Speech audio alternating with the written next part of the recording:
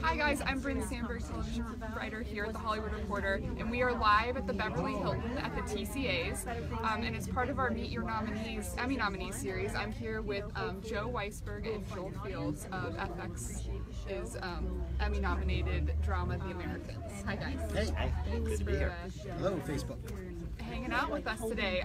So I know we talked on Emmy's nomination morning. Congratulations, by the way, on the series nomination, and for stars Matthew Rhys and Kerry Russell as well.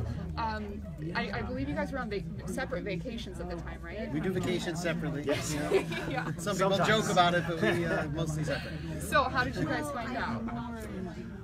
You were watching the live stream? No, I was out on vacation in Ottawa, and I had told my wife about 30 times that I wasn't going to watch the announcements this year, because we all knew what the results were going to be. She finally said, just turn it on. So I was at a cafe in Ottawa with my wife and kids, and I actually missed Matthew and Kerry's nomination because it took a while for the connection to go through. So I got hit with the drama nomination first, then called Joe, and got the rest of the news as it came in. I had like almost the same experience. I dropped my daughter off at camp, and then I was going to go out for coffee, but I called my wife and I said, you know what, honey, I'm going to come home for the bad news. Because, you know, I just assumed that there was no chance. So I had this phone, and I poked it in, and I missed all the previous things like Joel did. And then I'm peering at this little screen that I could barely see, and they come up in like little boxes, and it says The Americans, and I was like, huh? I didn't really believe it. So I looked closer, and I was like, oh, and I screamed to the other room, Julia, they, big mysterious thing, they nominated us! So that was my story. That's pretty amazing. And just a reminder to the viewers at home that we are live here, and you can, in the comment section, ask a question, and we will relay that to Joel and Joel here. So the show has been critically acclaimed really since it's been on the air, and you just wrapped your fourth season. I'm curious if you have any theories. We had talked on Emmy nomination morning about it taking 4 years for it to sort of get this recognition. Any theories on why this was the year that did it? I have none. I've over the years I've built up like 100 theories on why we don't get nominated. I'm unable to now displace those with theories on why we got nominated. Yeah, it's mostly replaced by just gratitude that it happened. Yeah. I'm pretty happy to be here. And I'm curious if there was, looking back on this fourth season, if there was a favorite scene. Is there one that just really stuck? Either in the writer's room or one that's been played out. I have a favorite scene, one that just I can't stop thinking about, which was if you saw the series in the safe house, when Martha's in the safe house and Elizabeth says to Philip, if it weren't for me and the kids, would you now leave and go back to the Soviet Union with Martha? You would, right? And Philip's like, huh? What? Are you crazy? I love you. And he just can't believe she would think that, and she finally kind of gets it that he feels that way, or sort of gets it, or half gets it, or whatever, however you interpret it. But I love that scene. What about you, Joel? I think we share many things. That's a favorite. And I think, again, because of the depth of those performances, think about what Matthew and Kerry delivered there with very few lines, a level of vulnerability that is so relatable, yet she's in a disguise, and his fake wife is upstairs, and yet there's something so universal about what happens between them as a married couple there. By the way, is it before or after, or did we cut it? That scene where he gets the rat out of the freezer. No, he just got the rat. He just got the rat. I like that part too. No, he put the rat in. Put the rat in. No, he was getting ice for her, and he sees the rat in. That's great. Yeah. That's right. So I like that top touch. Of everything. Yeah, the touch is there's a dead rat with tularemia-infested rat. Lovely. Well, it looks like we have some questions. Nothing says I love you, honey, like a tularemia-infested rat in the icebox. We have like 3 funny things a season, so not many. So we thought that was funny. Well, Brent from Facebook wants to know. He says, "Hey guys, I love the show. I always feel like the show is the best when Stan is on top of his game. With the Nina storyline, he seemed almost to be too much of a pushover. I guess I like that you steered away from that. Is that something you are aware of when you come up with it, or is it just coincidence?" I think he's right on. Brandon's right on. I think we agree with that, and I don't know if pushover is the right word, but he made a mistake and he fell for something that a lot of people in the real world and intelligence fall for, which is falling in love when you shouldn't, and it did lead him in a direction that was bad for him and bad for everybody. And until he got out from under that, he wasn't going to get back on top of his game. I was like, I don't know if I agree with pushover. Okay, it was a pushover. Okay, you said it perfectly, Branch. That's right. Yeah.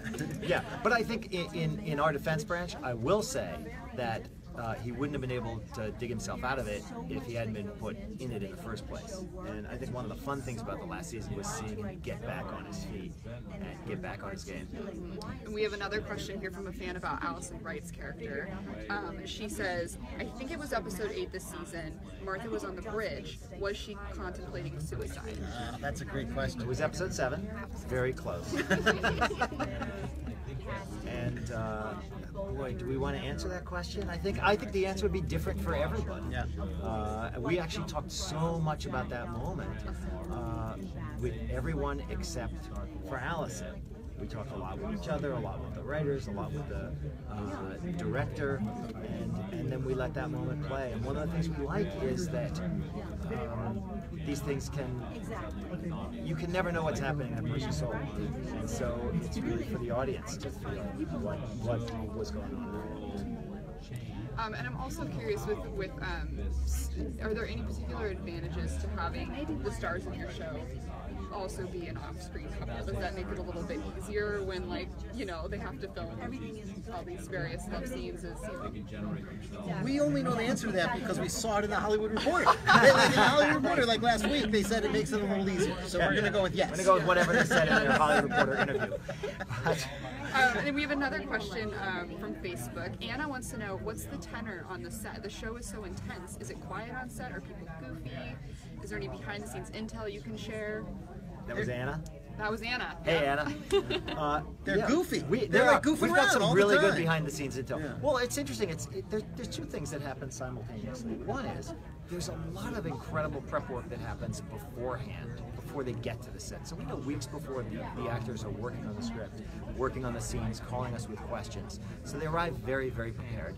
And then they mostly screw around and tell dirty jokes in between their takes. And it's an astonishing thing because you see this particularly when they're working with Frank Langella, and Frank will tell the most insane jokes, and he'll be 2/3 of the way through, just like on the precipice of the punchline, and someone will say, we're ready, and suddenly they just snap into character, and the most incredibly true, powerful, emotional things happen, and then someone says cut, and Frank just busts out with the punchline. I mean, some of them talk about this as actually important to their craft, that goofing around like that helps them stay relaxed. They don't want to be focusing or thinking too much about the acting or their lines or their part when they're not on camera, because it would in a way distract them or get them anxious or for various reasons not be good. So keeping loose and joking and being in a totally different space and snapping into it, like Joel said, is really helpful for that, which is pretty interesting. But again, I think that does come on the heels of weeks of preparatory work for each scene and each moment. I know that you guys have both said that you have some sort of an ending in mind, a vague ending for the show. And Matthew and Carrie recently told us in an interview that they would love to become double agents. So they pitched the idea to you guys and you said nope.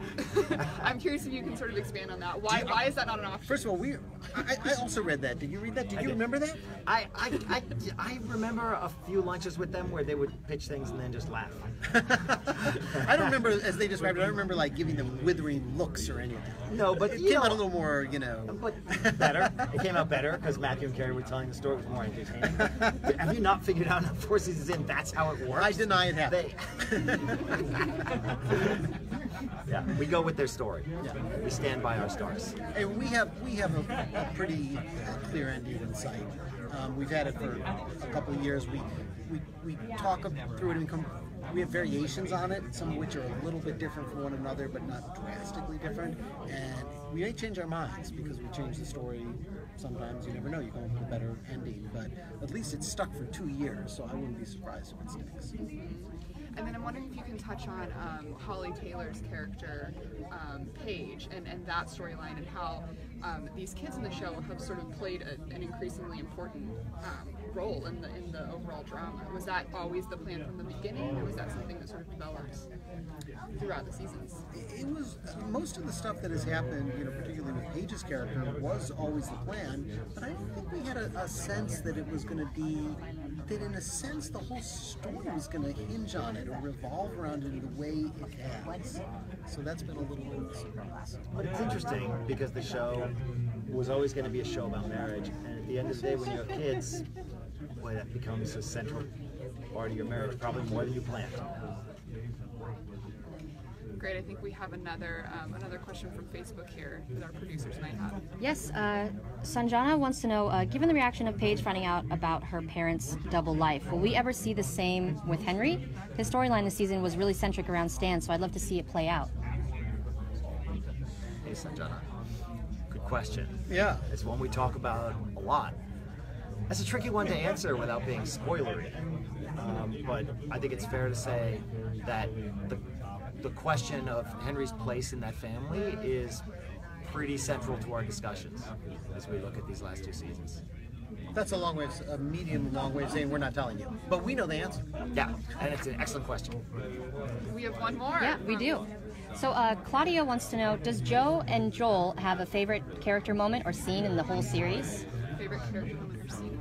Whole series. Wow. That's a tough one. A lot. I remember after season 1, we used to talk about it was when Elizabeth, beats Claudia in the face. That was a long time ago, but that's still on my list of top 10. That's pretty good. I have to say, Philip and Elizabeth coming home from a really hard day's work at like 2 in the morning and being confronted by their daughter and deciding to just go ahead and tell her the truth. That's pretty memorable too, although there wasn't as much punching. Yeah. Every season there's, 2 times now where I turn to you and I say, that's the best scene we've ever done. Yeah. Let's shoot for 3 next year. Let's go for 3. On that note, I think we're going to wrap it up. Again, I'm Bryn Sandberg, television writer here at The Hollywood Reporter. Thank you, Joel and Joel, for joining us here live at the Beverly Hilton. And we'll see you next time. Thanks, Bryn. Thanks.